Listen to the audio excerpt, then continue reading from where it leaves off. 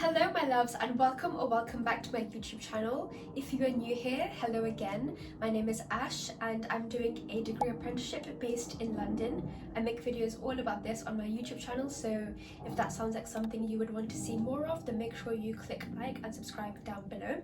Anyways, today I'm doing something completely different because I'm going to be telling you how I went from a grade C to an A/A star in A-level biology in the span of 2 months. The reason that I wanted to make this video is because it's exam season, which means that exams are now fast approaching. And I remember being in the position of getting my mock results and seeing a grade C yet again, thinking that that was the grade that I was going to get in the real exam. The problem I had with biology was that I was able to understand the content pretty easily, but for some reason whenever I did my mock or whenever I did past papers, I would never get above the grade C region. And in March of 2022, I received yet another grade C in my mock, and I genuinely did not think that I was going to do any better in the real exam, which was only 2 months away. I then decided that something needed to change, and I started implementing new ways of revising and techniques into my revision so that I was able to bump up my grade from a grade D/C to an A/A star. To give you both context in terms of stats, I went from getting a grade C in my March mock to sitting 3 papers in my A-level exam. I got an A star in my first 2 papers, and then I got a low A in my 3rd paper, which averaged me an A overall. So it's safe to say I think you can listen to me when it comes to knowing how to bump up your grade in a matter of a couple of months. I'm going to break down this video into 4 sections. First, we have the specification. Second, we have past papers / the mark scheme. Third, we have practicals. And lastly, we have any helpful resources that I found when I was revising. Now, I know that if you are someone who is sitting any type of exams right now, be it GCSE or A-level, you do not have a lot of time to be listening to people rambling about stuff on the internet. So I'm only going to be giving you the tips that I genuinely could not find anywhere else when I was revising. These were things that I had to learn myself and tips that I wish I was told at the time because nobody else told them to me. So I'm going to respect your time and only give you the information that you cannot find anywhere else. So make sure to keep watching to get all the information. Let's get into it. Starting off strong with the first point, we have the specification. The first mistake that I made when I was revising for my mocks and the real exams was that I was using the specification like a guide instead of like a checklist. So many questions in the exam come from knowledge.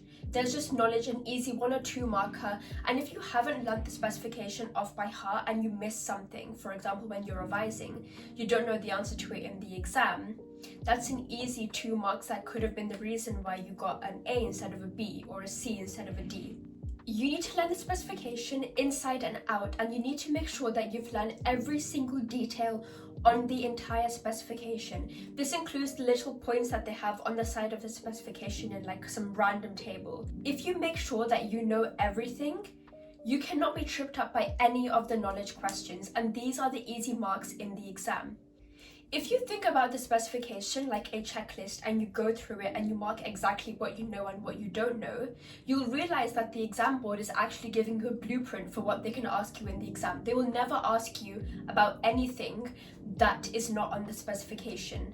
If you've learned everything, you will be doing yourself so many favors because there's nothing that they can ask you that you wouldn't know. The way that I fixed this entire issue was that near my exam, I printed out the entire specification and I went through point by point, writing down the answer to wherever it may be. So for example, if on the specification it said to know the process of respiration, I would write down underneath it what the process of respiration was and use it as a test. It's kind of like blurting, the exercise where you write down everything about a certain topic, but it's more like a guided blurting because you're writing down everything that is in the specification criteria. If you do this, you will test what you know and what you don't know. And please make sure that you also do this for the specification points on the side that you probably didn't really give enough attention to. Sometimes they'll have really weird wording. So for example, if we're using the example of respiration, it'll say on the main specification point, understand the process of respiration, but on the side it may say, learners may need to know X. Make sure you know that. Make sure that there is nothing on the specification that you don't know. Learn the specification and it will do you so many favors.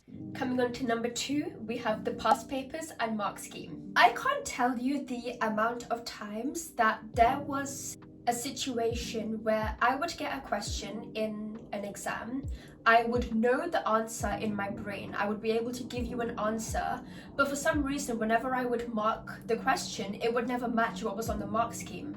And boom, that's all marks lost despite me knowing what the answer was. The problem with biology is that you may understand the content, i.e. by doing the specification technique that I told you before. You may know all the processes inside and out. You may be able to name all of the cells and all of the parts of a cell, and you might be able to know everything. But if you don't write what is in the mark scheme, you are not getting any marks. Period. Even though this sounds really tough and scary and unfair, you can completely use this to your advantage by learning the mark scheme. By learning the mark scheme from previous papers or from practice papers, you are basically telling yourself what the answer is to any question that you might get. And I tested this, and I remember it was on the topic of kidneys, a topic which already is quite convoluted and is quite difficult to understand. But when it came to the mark scheme, I was writing something completely different. So what I did was, instead of going back to my textbook and figuring out why I didn't get that right, I just looked on the mark scheme, see what they wrote, and I wrote it down on a flashcard and I memorized it. If you know exactly what is written in the mark scheme and you apply the principles in the same way, you are doing yourself so many favors, because you're going to be picking up the marks. You're going to be writing exactly what they want you to write. Now, I appreciate it's May. You know, people don't have time to be learning so many past paper questions and answers. So the way that I did this, because I was also in the exact same position in May of 2022 when I was revising, I would do a past paper, let's say on a Monday, and if I got 60%, for example, I would then redo it on Wednesday, and then I would mark it, and then I would redo it on Thursday. By doing the same paper again and again, 1, I was spending less time on it each time that I redid the paper, but 2, I was able to memorize the answers a lot quicker because I knew what the answers were as I'd marked them previously. You want to keep redoing past papers again and again until you get 100%. You should know the mark schemes for all of those past papers off by heart. If you do this, you will be thanking yourself because you will know the structure in which you're meant to be answering questions. Another point worth mentioning is that when you do it this way, for example, in the Monday, Wednesday, and Thursday structure that I told you, you're going to be using a technique called spaced repetition, and this will help you memorize things a lot quicker, and you'll just be a lot more efficient in doing this. Everyone always used to tell me, do past papers and see what your weak areas are, but that wasn't helping me at all. I would do past papers and I would go back to my textbook, and then I would learn about the topic again, then I'd do the next past paper, and then I still lose the marks. Nobody told me that I should be doing past papers, looking at the mark scheme, learning the mark scheme for the topics that I'm getting wrong, and then just regurgitating that in exams going forwards. And a lot of the time, I used to find repeats in exam questions. So for example, in the 2016 paper and the 2017 paper, there were repeats of at least one question every year. And the same thing happened to me on my exam. I had a question, the exact same question that I had done multiple times. So that was a 3 marker I knew that I had absolutely smashed. And those were 3 marks that I had in the bank already. And that was only because I had done it before. Make sure you do the past papers, yes, but make sure you also learn the mark scheme. That is what people are not telling you. Sometimes when I was really struggling for time, if I didn't have enough time to sit a whole past paper, which usually takes around an hour and 30 minutes, I would just look at the question, try and formulate some kind of response in my head, and then I would just straight away look at the answer. If the answer is something that I knew I would have written in the exam, great, perfect, move on. If it's not, I would write it down on a flashcard and add it to my notes when I was revising. That's one way that you don't have to actually physically write down your answers, which can take ages, and you're still testing yourself in your head. Next, we have practicals. I think practicals are probably one of the most overlooked yet important parts of biology. I don't blame anyone for not really looking over practicals because I was the same. I never gave any attention in practicals, or I never gave any attention to them when they were written in my textbook. And that came back to do its damage to me when I was given a 6 marker on how to do a practical in an exam, and I absolutely did not know how to answer it. Now, as you know, in biology you do get 6 markers or 8 markers, sometimes even more depending on what exam body you've done. So you want to make sure that if your 6 marker is on a practical, those are 6 marks that you will be getting, and I'm going to tell you exactly how you can do that. What used to always bother me with practicals is that it was always too much knowledge. It would take up a whole page of my textbook. There would be so many pieces of equipment that I didn't know. There would be so many steps that I felt like I needed to remember, and it was just too much for me, and it would get really overwhelming that I just wouldn't look at them again. But instead of getting all freaked out about it when I realized that I had no other choice but to learn them, I broke down practicals into 3 easy steps. If you are revising for any practical, these are the 3 things that you should be learning. Number 1, what is the purpose of the practical? What are you trying to get out of it? Number 2, what equipment are you using? What are the basic things that you would need when you are doing the practical to ensure that it's as efficient and smooth as possible? And number 3, how can you improve it? If you know these 3 things, I can't guarantee you that you will get 6 out of 6 on a 6-marker question, but you will at least get put in the high band, maybe 3-4 marks onwards. Again, something that really helped me was looking at previous mark schemes for practical type questions and learning exactly what they had written and using the same technique that I described in a previous portion of the video. If you know these 3 parts of any practical, you will be in a good place to answer any question and you will be thanking yourself. Don't neglect your practicals. You don't know what type of question you can get, and it's just not worth it.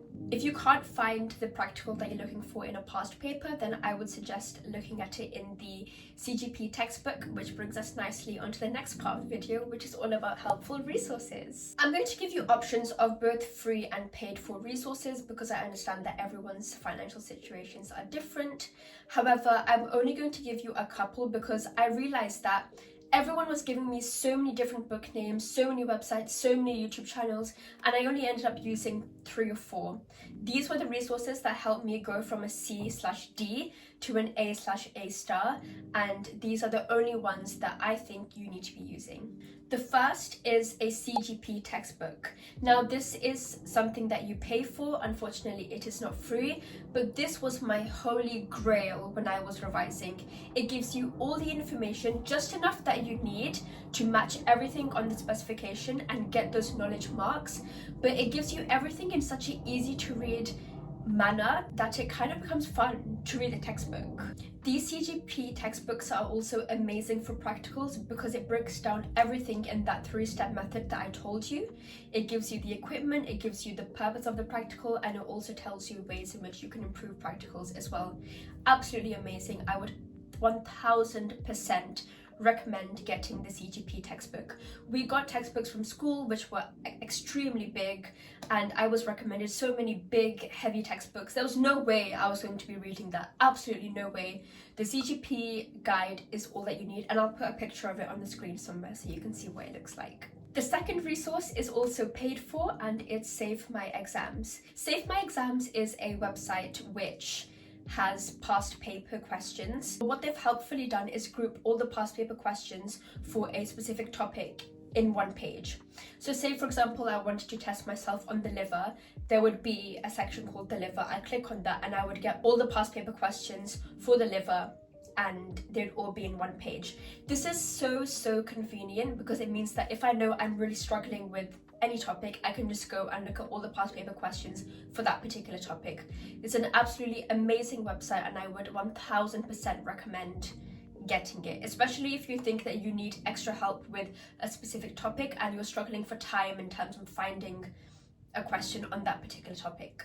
Number 3, we have Physics and Maths Tutor. I'm sure you've heard of Physics and Maths Tutor. It's absolutely amazing. Again, this is also a really helpful past paper website that you can use. It gives you a bunch of questions and it's free, so you can't really go wrong.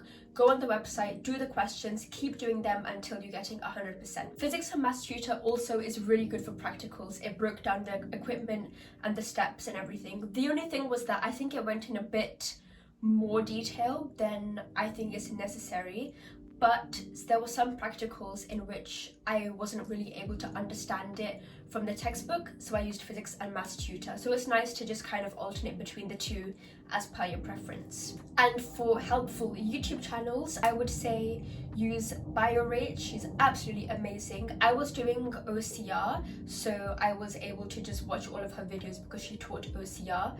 I'm not sure if she does AQA as well, but have a look on her YouTube channel, because at the end of the day, biology is the same regardless of which exam board you're doing. And number 2 is free science lessons. Both of these were the only 2 YouTube channels that I needed to really help break down those complex topics, for example, kidneys and liver and respiration. And that brings us to the end of the video. Thank you so much for watching, and I hope that you found it useful. I know what it feels like to be in a position of getting the same mark over and over again and you feel like you're not making any improvement. So I really hope that you're able to take something away from this that will help bump up your grade.